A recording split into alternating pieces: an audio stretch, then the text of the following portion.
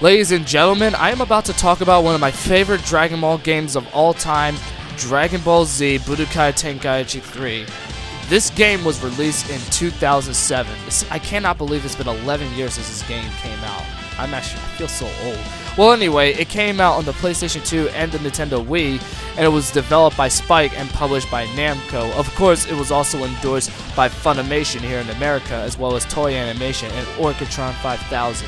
What this game offers is the largest character roster in any Dragon Ball game, with beautiful graphics, great stages, great music, and great unlimited gameplay as these games promoted. There are so much gameplay elements to this game that you could easily go through this game, without it getting old so quickly, because its fighting system truly is amazing, to the point where a lot of people consider it to be more of a Dragon Ball simulator more than an actual, quote-unquote fighting game, if that makes any sense. This game is just truly amazing in every sense of the word. While this game is not perfect, we will talk about why this game is loved by so many fans. First of all, the character roster. Do I even need to say much about the roster? This game features 161 characters, which is almost the largest character roster in any fighting game, period, only being topped by Tobal 2, which was a Japanese fighting game for the PS1 that came out in 1997, which was actually designed by the creator of Dragon Ball, Akira Toriyama, in which in that game it had a grand total of 200 characters, making it the largest character roster in any fighting game. The gameplay in the game is as smooth as it can get. It's fast and fluent, very playable, it's friggin' fantastic. Almost to the point where it has the highest replay value in almost any fighting game that I've ever played. I love this game as much as most people do. About this game, it also has heavy customization features in it. I will talk about the customizations later on in this review, but for now, let's talk about the story, the Dragon History mode as it's called. This story mode basically goes from Dragon Ball to Dragon Ball GT, including what-if battles as well as the Z film adaptations as well. It also includes a staff credits for when you actually beat the game, by the way. And as you can see, the Z sagas are actually split up into separate sections. You have the Saiyan saga, the Frieza saga, the Cell saga, as well as the Buu saga as well. So basically there are 4 of them. But as I said before, the Special Saga also focuses on the Z film adaptation, so you can count that as 5 for the Z story, I guess. Now, the story mode in this game, I will give it that. However, I wouldn't call it the best story mode in all the Dragon Ball games, because there were some parts in the story mode that it completely missed. I'm not 100% sure why it actually missed those battles or those key moments compared to its predecessors, like Dragon Ball Z Budokai Tenkaichi 2, which I thought had a better story mode than this, but I'm not sure why. But whatever, the story mode was still good, but I wouldn't call it the best story mode ever made. It could have done better. Now remember how I said that this game basically has everything you want in it? Well, let me talk about Ultimate Battle. In the Ultimate Battle, you get a selection of 3 modes: Sim Dragon, Mission 100, and Survival. In the PS2 version, you have an exclusive Disk Fusion mode, which basically allows you to take the data from the previous Budokai Tenkaichi games, like the first and the second one, in which it allows you to unlock characters. I believe that's what it does, I can't remember. But now, let's talk about the first mode that you see when you go on to the Ultimate Battle mode, Sim Dragon. Sim Dragon is so much fun. In this mode, you get to pick any character you want, and what you have is that you have 10 days to train. You can train in offensive or defensive. You can also explore certain parts of the world as well, and encounter different people or collect Zenny or, Z items such as Potera earrings. You can also, this mode is also very useful in unlocking the missions on Mission 100, but I will talk about Mission 100 after I talk about Sim Dragon. I highly suggest exploring a lot because this allows you to find Z items, Zenny, and encounter different people as well, like Korin as an example for different training sequences. It allows you to draw out your latent potential as well. After your 10 days of training is up, you also encounter an opponent. Usually in everybody's first battle, you always fight the first form of Cell. So that's pretty much normal. It's also I also forgot to mention that it's very crucial that you should get some rest after training, because every single time you train, you do lose a little bit of health. It also can happen to you when you also, explore certain parts of the game. Like, depending on who you encounter, depends if you lose health or not. Like, for example, if you were to encounter Chi-Chi and she forces you to study, you actually do lose a little bit of health from her. Yes, I said that right. Now anyways, you can also take a Senzu Bean if your health is very low and you need to train a little bit more. But I highly suggest only saving this only when you need to, because when you use the Senzu Bean, it will take a long time for it to come back. I'm not sure how long Sim Dragon longs, because I never really got too far into this mode, but it is very, very fun, because it's a very fun mode, I can tell you that. Now about Mission 100, it pretty much says exactly what it says it is. You get a selection of 100 missions to complete.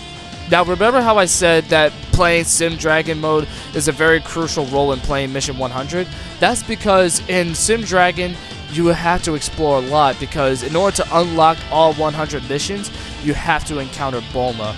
And what Bulma will do is that she will unlock the missions all for you. Well anyway, in Mission 100 it's the same thing. You get a selection of 100 missions that you can complete, and it gets harder as you go along. It's a very, very fun mode to say the least, and I consider it to be one of the best modes in the entire game. You can even play it numerous times. Doesn't matter if you complete it multiple times. I would still highly suggest playing it, because it really is good.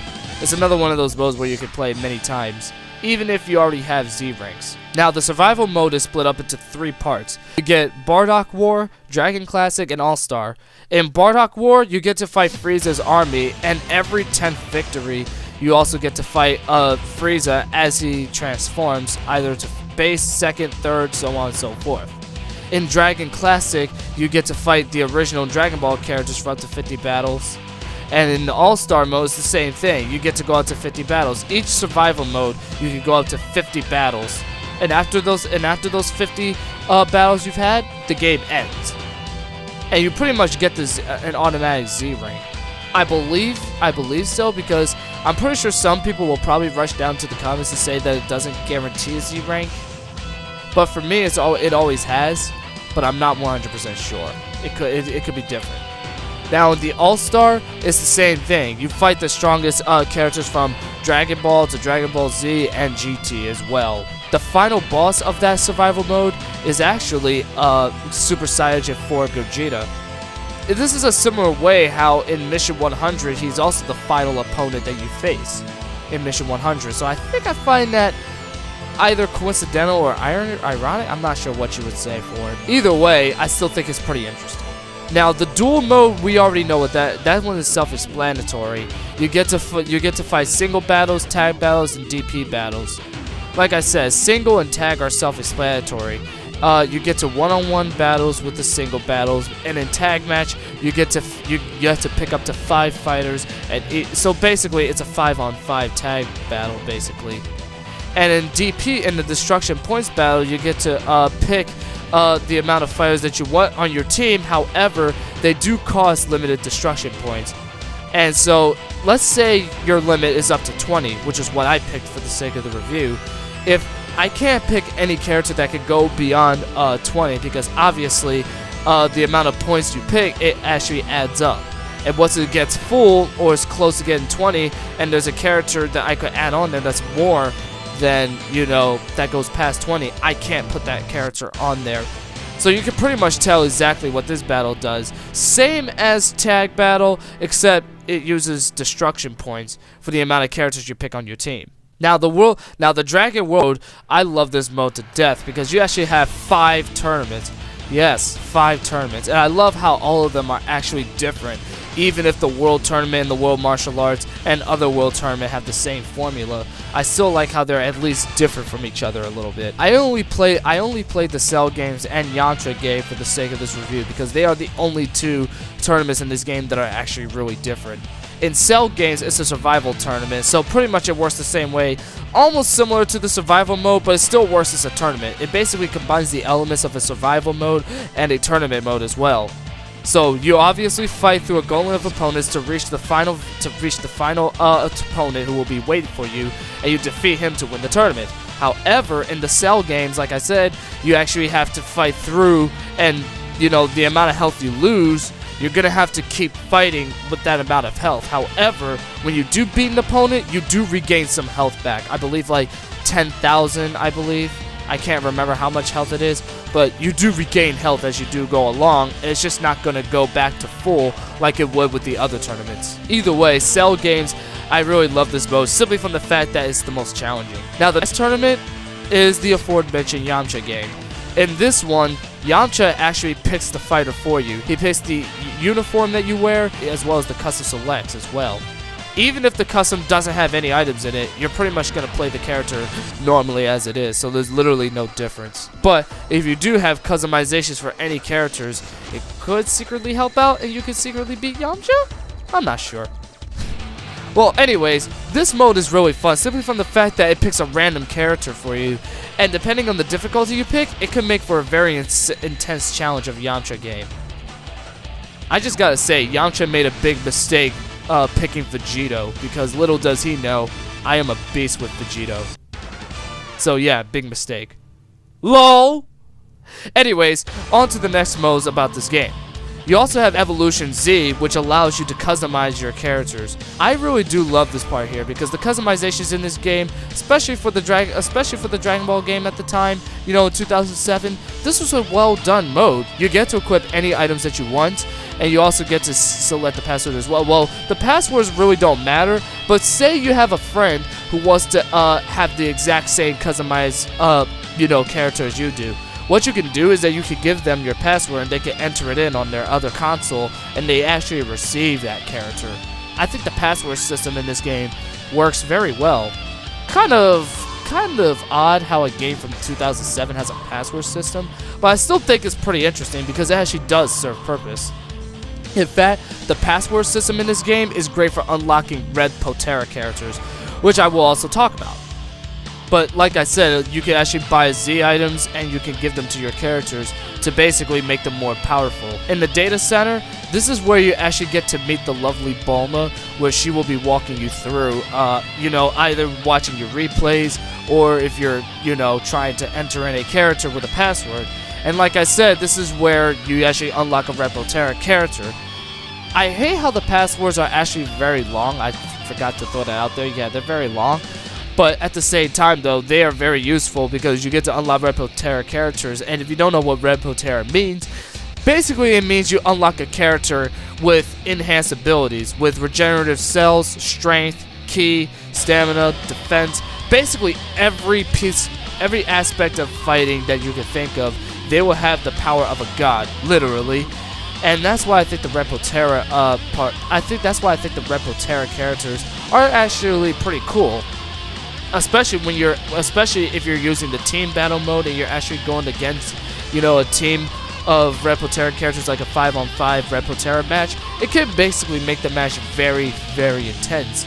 Makes it a lot more fun too. A lot of people actually use this feature, and it's not hard to see why, because it really is good. Now, there are some other things that I also need to mention, like the ultimate training. Pretty much every fighting game has this, a training or a practice mode. What I like about it is that you get two different training modes here. You get battle training, which basically teaches you the controls on how to play Budokai Tenkaichi 3, and I highly recommend paying attention, or at least taking a look at this. I've been playing the Tenkaichi games for 8 years, and it took me a long time to get very good, mainly because the controls are very complex. So I highly suggest playing this training mode. Now in the training mode, you can pretty much battle freely. You can basically take your time to learn the controls. You can set the comm settings and even learn how to do, certain abilities like blast 1s and blast 2s, as well as super attacks, as well as ultimates. You can learn combos, you can learn how to transform, basically anything you want. This is basically your freedom to learn the controls and everything. So I highly suggest checking out this mode, because this mode is very, very useful.